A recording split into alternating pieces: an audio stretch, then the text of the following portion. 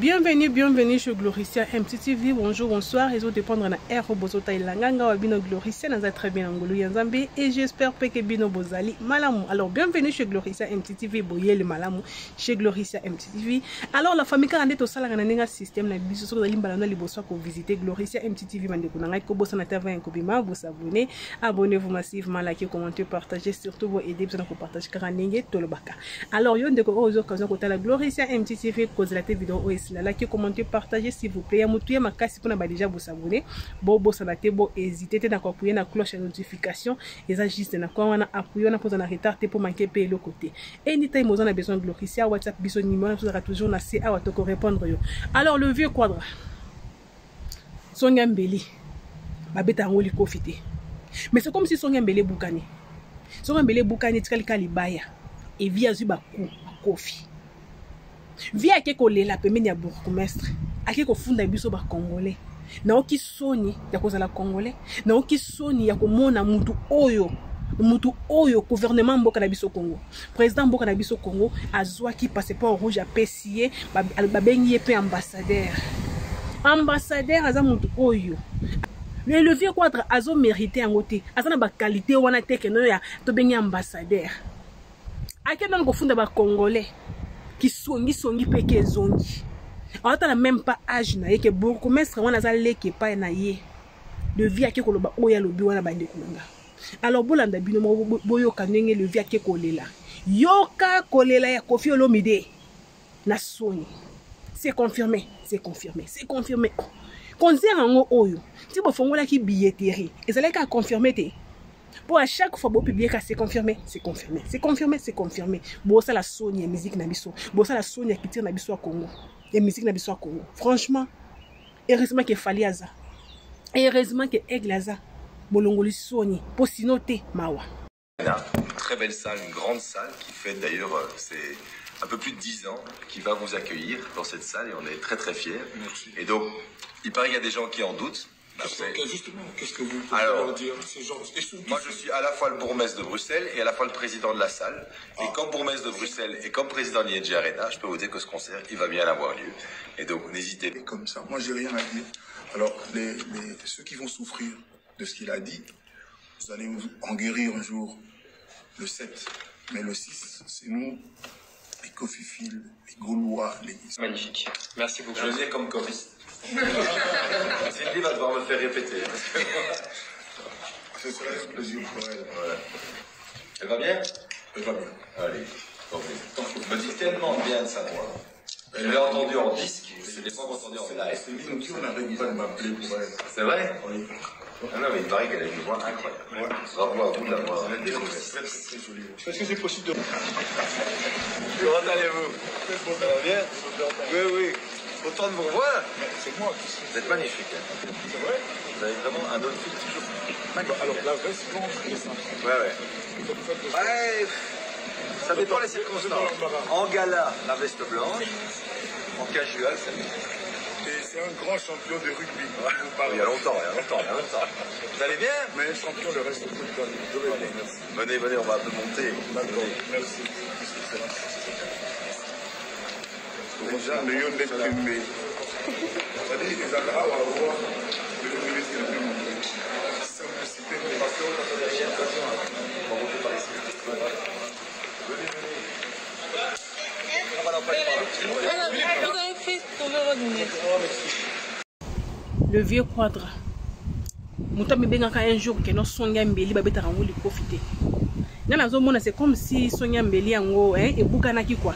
Sonia Mbeli bukana etikala ka libaya ozaka na suka Mbeli wana momoni plastique ozaka na suka Mbeli wana yango nde etikala.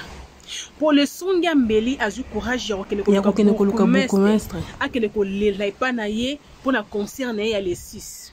Le vieux a quelque funda ba Congolais et pas ya bourgmestre que non ba Congolais balingi na beta concert au moninga balinganga tina mboka nanga ba Congolais balinganga ti banyokola kanga nga mwana mawanga mwana étiquette la kaka na orphelin de père et de mère yaya orphelin de père et de mère na âge wana presque 70 ans yo zaka orphelin de père et de mère aki aleli kuna lobaka loba moko soko olobika eloko moko message moko boye ba congolais ba kondima bon son ba billet concert ekobeta ba et akena lokuta ebele bande onanga non qui sonia kozala congolais le vie a oxy ba congolais soni ti na niveau oyo président Fatou Béton bino bat bopesaka le vieux quadre passeport rouge bino bat bopesaka titre ya ki ambassadeur mais vieux azo mériter en hôtel kuta mabete pour benga ma ambassadeur ya Congo il faut au mériter en quand même il faut ça la makam o ezo honorer mboka na biso il faut ça la makam o ezo valoriser mboka na biso même muta akena ko funda ba congolais ake ko funda biso ba congolais pa ya bourgmestre ke balinga ngate balingi tenga na beta concert balingi concert na ngeza la annulé na oki soni yo za la congolais natali âge ya le vieux quadre natali âge ya Koffi Olomide na bourgmestre o yak ake ko lelela wana aza leke pa ne musika donc le vieux quadre atali même pas âge na ye le vieux quadre atali même pas âge na ye atali même pas makambo ya sala na carrière ne ya musique donc via ke ko lela keso botiki ngaya na kufa botala siko elongi nenga cheke elongi ya mwana mawe elongi ya mwana etike nga orphelin de père et de mère botika nga bona kufa bepona nini nga na banaki komi tuna bandi okona à chaque fois so okena page officielle ya le Sonia Mbeli we buka na wana au mona ka komi c'est confirmé OK les sous c'est confirmé nga na bandi komi tuna sikunga mona parce que ndenge nini concert oeza confirmé concert oyo déjà billetterie nango c'est fungwami bato basomba déjà ba billet pourquoi à chaque fois via zo kendaka toujours comment c'est confirmé c'est que concert oyo ezalaki confirmé te c'est que concert oyo ya ING ezalaki confirmé te voilà pourquoi à chaque fois banako koma c'est confirmé tina suka nango akimi mbangu ti pas bourgmestre kolelela ye soko tiki ngai awa bakwanile susu concert soko tiki ngai awa onde cartouche na ngai ya suka yango yo soki kaka oyo raté et sili na zui retraite on a kana kité donc yo il faut ya olobela ngai yo faut ya oloba o expliquer ba congolais que nos concerts ezali lokuta mabete bandeko no ki sonie kozala congolais na mituninga moko pourquoi ba pesa qui est passeport rouge azo mériter en côté mutu oyo bapesaka passeport eza mutu oyo azovaloriser mboka na biso eza mutu azosala fierté na biso ba congolais ozokana fier ya koloba keno musicien oyo aza congolais mais le vieux quadre koyoka yo koloba na oyokana soni ya koloba keno musicien wana aza congolais toza proud na yo te na makambo ozoloba oke kofunda biso ba congolais oke kofunda biso bandeko no ba congolais epai ya étranger keno biso tolingaka yo te tolingi te yo beta concert. Et tant que bourgmestre a confirmé que concert ezali yo lobi ke bat bako souffrir ti les 7 nana ebiso ke concert na yo ya ING Arena concert en Nzombo le soir ya Muyakazu le 30 na 17h45 to kota 18h moli le sekoti et ça la biso nini et ko ça la biso nini biloko no nyoso tuzala nka lokuta vérité za la te imaginez-vous que motazo ko kosa Cindy Leker oyebi combien de fois Céline Dion a bengangai pona basa la featuring na Cindy Leker ozo kende kokosa bourgmestre quadre c'est comme si oye comme kindoki sous normalité lokuta vie comme kindoki sous normalité ata ba kosa katina niveau oyo donc ndenge za wana boye via fandaki azu appel ya Céline Dion ka oto yebi moko yo chanteuse o alingisa mokili mobimba oto yebi abengi ye que dans la featuring na Cindy Leker et Koffi Olomide boyi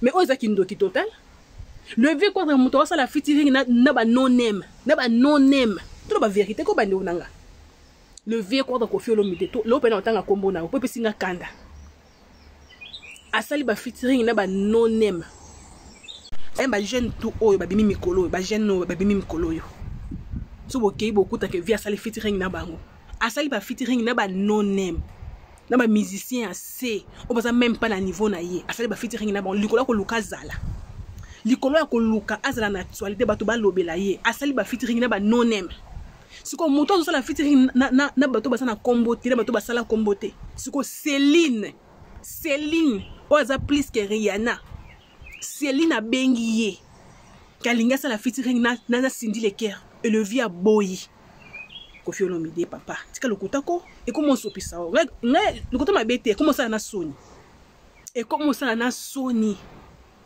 lokuta moko wana ozokendaka partout ozolobaka yango sindi lekia bapesa micro ayemba live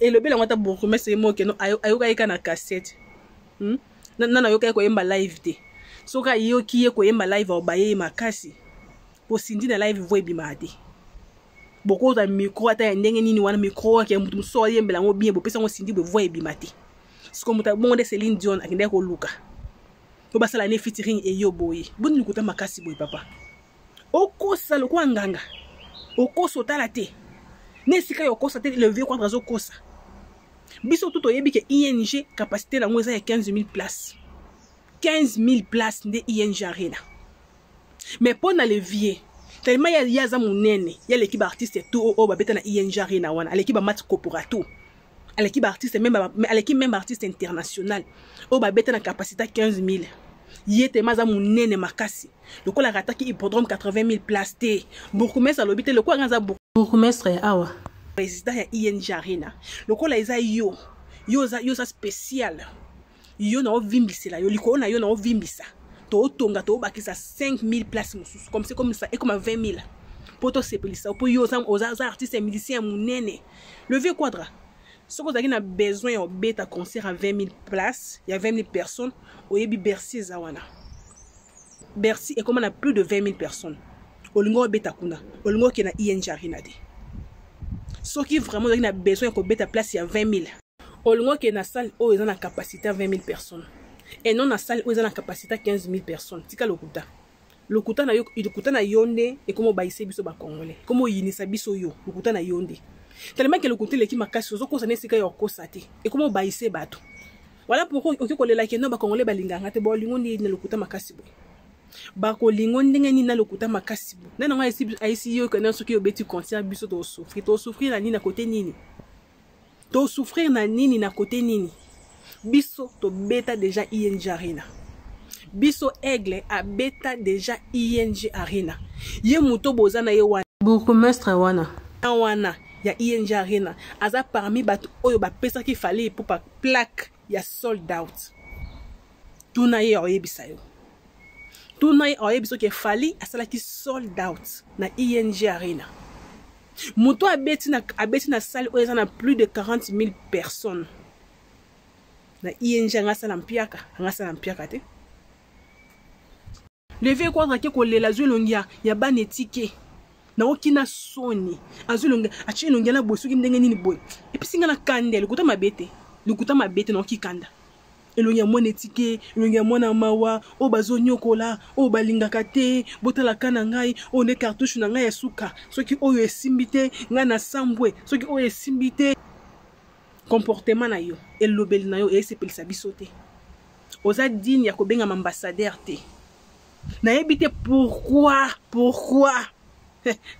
gouvernement na biso ba pesa ki au passeport rouge ozo mériter yango te na ebite pourquoi ba pesa ki au passeport rouge ozo mériter yango te elobeli na yo za mabe façon na ko se comporter za mabe ba pesa mutu passeport rouge mutu sera tout le temps na ba scandale bo pesa mutu passeport rouge mutu azalaka nyonso na ba scandale ya kofinga mwasi bana na oye moko aboti mais bozi passeport rouge bo pesi les vieux ont mérité en côté donc le vieux quadre fandi à lobby pour na yami lobby à lobby que non biso ba warrior ni to lingite ya beta concert donc à lobby malheureusement ba warrior to kolela ti les 7 to yo beta concert les 6 alors que yo beta concert o beta teta libisote lambali to yati etali pe bisote biso lo baka vérité et loko bino bolinga te ça kandi vérité to lo baka ngone bandeli keno concert ya hippodrome e beta mate to kosaka non tebe ke dio azokosa pelelo o concert wana e beta mate warrior lo baka ngokala lo baka ngona tonke concert e ko beta mate likolo ko luka ko sala plus que fallait pour pas via ki ko luka place ya 80,000 places a beta ne sika 80,000 places pour fallait beta ke sika 40,000 places double king ya kala ya lelote na kilelo ya kilelo o fallait pour parler na kilelo ya kilelo o fallait pour parler number 1 na bino muto a beti plus que bino na 20 ans de carrière ya fallait sali plus que 40 ans de carrière na bino Le vieux quadre ake kolela et pas ya bourgmestre. Ok kolela ko komi kitsati na niveau oyo. Otali même pas âge na yo. Via fani le quoi mona ma le quoi mona étiqué. Wana ebisi omoni ngani naza boyenga naza orphelin de père et de mère. Nga peta mère derrière, nga peta père peta derrière peko. Naza orphelin de père et de mère. Abaksi lisusu na orphelin de moi si. Nga moi sa kimanga, moi sa boyanga. Naza orphelin de père, de mère et de moi si. Et de bana. Obi di stone. Moi nanga te. Y'a pas kimanga, y'a pas boyanga. Mikolo ya mutuana. Mutuana fo mutu. Allo biebele. Na to moni wana zaka na caméra et bongo sima ya caméra wa yebisi bourgmestre. Nga fala linganga te. Ayembaka epadanga salaki epadanga. Mais comment obundisa nga penza. Les vieux quadres. Gouvernement congolais. Beaucoup de la moto passeport rouge wana te bandeko. Bato bazo mérité ko benga ba ambassadeur na mboka na biso Congo bazali. Eza yete lukuto mabete. Le vieux quadre azo mérité te ko benga ambassadeur na Congo na biso azo mérité yango te. Po eza soni. Pona ba congolais. Ok kolela. Elongi nde sikonde sekisanga te nga fanisa ke elongi nete. Nga fanisa ke elongi na e. Ndezo sekisanga orphelin de père et de mère na âge à 70 ans. Na âge à 70 ans, vous avez les orphelins de père et de mère. Combien ça passe la famille? La famille, abonnez-vous, likez, commentez, partagez. Surtout, vous aidez pour partager car on est tout le baka. Bon, la même émission, on m'a dit que c'est na souka. Bon, kaye nenga zolo ba. Nenga école la pemene bourgmestre bisoté. Biso nganate. Très belle salle, une grande salle qui fait d'ailleurs, c'est un peu plus de 10 ans qui va vous accueillir dans cette salle et on est très très fiers. Merci. Et donc, il paraît qu'il y a des gens qui en doutent. Justement, qu'est-ce que vous pouvez leur dire ces gens? Moi, je suis à la fois le bourgmestre de Bruxelles et à la fois le président de la salle. Et comme bourgmestre de Bruxelles et comme président de l'ING Arena, je peux vous dire que ce concert, il va bien avoir lieu. Et donc, n'hésitez pas. Comme ça, moi, j'ai rien à dire. Alors, ceux qui vont souffrir de ce qu'il a dit, vous allez en guérir un jour, le 7. Mais le 6, c'est nous, les Kofifil, les Gaulois, les... Magnifique. Merci beaucoup. Je veux dire comme choriste. Cindy va devoir me faire répéter. Ce serait un plaisir pour elle. Voilà. Elle va bien? Elle va bien. Allez, je me dis tellement bien de sa voix. Je l'ai entendu en disque, mais je ne l'ai pas entendu en live. C'est bien qui on n'arrête pas de m'appeler pour elle. C'est vrai? Oui. Ah non, mais il paraît qu'elle a une voix incroyable. Ouais. Bravo à vous de l'avoir. Elle est très jolie. Est-ce que c'est possible de... Comment allez-vous? Ça va bien? Oui. Autant de vous revoir. C'est moi qui suis... Vous êtes magnifique. Hein. C'est vrai? Vous avez vraiment un outfit toujours magnifique. Alors, la veste blanche, elle est sympa. Ouais. Ça dépend des circonstances. En gala, la veste blanche. En casual, c'est mieux. Et c'est un grand champion de rugby. Il y a longtemps. Vous allez bien? Mais champion le reste de toute l'année. Je vais bien, merci. Venez, on va un peu monter. D'accord, merci. Déjà, le yon d'être filmé. C'est-à-dire, les agarras à voir le ministre de l'Union. Simplicité, innovation, On va monter par ici. Venez. Vous avez fait tomber votre lunette.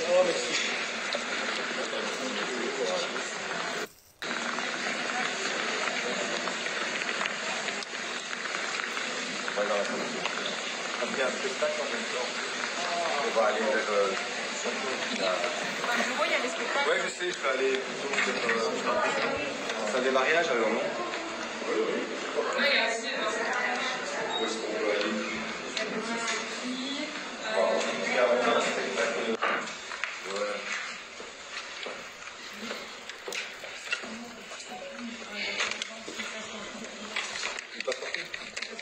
Et en fait, il y a 3 Ok, pas de problème. avant. Ouais, ça va. On va laisser pour le spectacle, si vous voulez. Ouais, on peut évidemment, comme on dit, c'est tout. Monsieur le bourgmestre, le grand close, il y a des gens qui disent que vous avez annulé le concert. Ben, c'est pour ça que je voulais aller voir. Vous dire à tout le monde, vous pouvez tous me filmer, que le 6 septembre, à l'ING Arena, après plus de 15 années d'absence, Kofi Olomide va donner un concert exceptionnel. On est le vendredi 22. Donc, je n'ai pas bien compris, moi j'étais dans l'émotion. Qu'est-ce que vous avez dit? Je viens de dire que le 6 septembre, à l'ING Arena, cette personne dont tout le monde est très attaché, et pas que la diaspora congolaise, moi aussi, comme capitale de la Belgique, on est très très fiers et heureux que Koffi Olomidé se reproduise après, je pense, 15 ans d'absence. 15-16 ans. Et donc il y a l'ING Arena, une très belle salle, une grande salle qui fait d'ailleurs, c'est un peu plus de 10 ans, qui va vous accueillir dans cette salle et on est très très fiers. Merci. Et donc, il paraît qu'il y a des gens qui en doutent. Justement, qu'est-ce que vous pouvez leur dire ces gens? Moi, je suis à la fois le bourgmestre de Bruxelles et à la fois le président de la salle. Et comme bourgmestre de Bruxelles et comme président de l'ING Arena, je peux vous dire que ce concert, il va bien avoir lieu. Et donc, n'hésitez pas, venez en nombre parce que ça va être exceptionnel. Exceptionnel. J'ai vu, avec Koffi, nous avons vu le répertoire classique, toutes les nouvelles chansons également qui sont là. Et c'est pas pour rien que la rumba congolaise est rentrée au patrimoine immatériel de l'UNESCO. C'est notamment à travers toute cette carrière qui est la vôtre, tout aussi les enfants que vous avez générés. 47 ans, oui, avec plein d'enfants. Toutes ces personnes qui sont venues et qui ont rempli aussi ING Arena, il était normal que ce qu'on appelle en anglais le Godfather, le parrain quand même, vienne dans l'ING Arena. Et donc le 6 septembre, ça va être une fête incroyable, vraiment. Et pour être sûr que le show soit total, je serai là aussi. Tu as promis une danse avec moi. Alors, je suis en train de répéter. Je suis en train de répéter la danse, parce que je ne suis pas le meilleur danseur de rumba congolaise. 2 minutes suffisent. Voilà. On m'a déjà appris, j'ai déjà été, vous pouvez retrouver sur TikTok quelques fois où je me suis entraîné. Mais on est très très fiers parce que ça va être un moment de bonheur incroyable et qu'on a besoin de joie. Et s'il y a bien quelque chose que Koffi Olomidé apporte aux gens, à son public et au public qui veulent le découvrir, c'est de la joie et ça va être un moment incroyable. Plus de 2 heures de show. Et combien est-ce qu'il y a 16 musiciens? Plus de 2 heures. Plus de 2 heures. C'est parce qu'il est en train de négocier les oreilles avec moi. Il est en train de négocier les oreilles. Ça va être un peu juste. 2 heures, 2 heures et demie. 2 heures et demie. Avec les danseuses, un podium incroyable, un show lumière de fou, et une salle avec une acoustique exceptionnelle. Sachez aussi que cette salle, elle est accessible en tram, en métro, en bus, il y a un énorme parking autour, donc très facile, ne venez pas en retard. Voilà. Est-ce que c'est possible, monsieur le président de l'ING, de faciliter un peu beaucoup de compatriotes qui n'ont pas de carte de crédit pour acheter en ligne? Comment est-ce qu'on pourrait faire pour là, on va mettre des allotements comme on avait fait sur d'autres concerts aussi pour qu'on puisse acheter en papier. Aussi, on va commencer à distribuer un peu partout. On est en train de voir avec les équipes de Koffi Olomidé. Donc, soit vous allez sur le site de l'ING Arena, tapez ING Arena ou concert Koffi Olomidé, et là, vous pouvez commander en ligne. Et sinon, on est en train de voir avec des distributeurs un peu partout. Et on va communiquer par rapport à ça très rapidement dès la semaine prochaine pour que les gens puissent acheter en papier, format papier. En papier, voilà. Je peux dire un tout? Ou bien tout est dit? J'ai trop parlé. Oh non, c'est pas de politique, hein. Vous avez bien parlé, pas trop, mais bien parlé. Alors, juste, c'est rare, et que quand ce monsieur a parlé comme ça, moi j'ai rien à dire. Alors, ceux qui vont souffrir de ce qu'il a dit, vous allez en guérir un jour. C'est nous, les Kofifil, les Gaulois, les Cindy Love, les Mélomanes, les Bruxellois, les Bruxelloises, les Libanaises. Fans qui vous attendent depuis ce temps, parce qu'en fait, ils sont très fâchés, vos fans. Bien voilà. 16 ans sans venir à Bruxelles. Exactement. C'était dur, quoi. Et donc, on ne veut pas les décevoir. Et donc, quand on m'a dit qu'il y avait des bruits, que peut-être ça serait ou pas, j'ai dit, écoutez, il faut qu'on se revoie, qu'on redise à tout le monde que oui, le concert a lieu. On est là, dans l'hôtel de ville, pour annoncer que, évidemment, le 6 septembre, Koffi Olomidé sera sur la scène de l'ING Arena. Mais je me suis permis, pour faire vraiment plaisir aux mélomanes, d'inviter un chanteur, une superstar anglophone qui est dans l'Est de l'Afrique, avec qui je vais faire 2 featuring que tout le monde connaît. On a parlé même cet après-midi. Je vous laisse deviner de qui il s'agit. Pour la première fois, il va venir et on va... Waouh. Je vous pose une question. Merci, Excellence. Et quand on dit qu'il n'y a pas concert, parce qu'on dit qu'il y a des gens qui veulent faire des troubles. En matière de sécurité, qu'est-ce que vous avez prévu? Quand les gens veulent faire des troubles, ils ont affaire au bourgmestre de Bruxelles, qui est chef de la plus grande police de Belgique. Voilà. S'ils veulent faire des troubles, ils passeront la nuit avec moi. Voilà. C'est pas au concert. Merci. Vous pouvez garantir la sécurité de toutes les personnes qui seront là ce soir? Évidemment, chacun. On nous dit ça. C'est un champion de rugby déjà. Finalement, il sait se défendre et se battre. Mais évidemment, on n'est pas là pour se battre, on est là pour faire une fête. On est là pour que ça se passe bien. On les a juste un peu d'espace. Merci. 3, 2, 1. Et voilà, magnifique. Merci beaucoup. Je veux dire comme choriste. Sylvie va devoir me faire répéter. Ce serait un plaisir pour elle. Voilà. Elle va bien? Elle va bien. Allez, tant mieux. Me dit tellement bien de sa voix. Je l'ai entendu en disque, mais je ne l'ai pas entendu en live. On n'arrête pas de m'appeler pour elle. C'est vrai? Oui. Ah non, mais il paraît qu'elle a une voix incroyable. Ouais. Bravo à vous de l'avoir Elle est découvert. très, très jolie. Est-ce que c'est possible de renoncer la date pour le 6? Parce que le plan est bien aussi pour nous. Alors, le 6 septembre, à Bruxelles, le 6 septembre, ING Arena.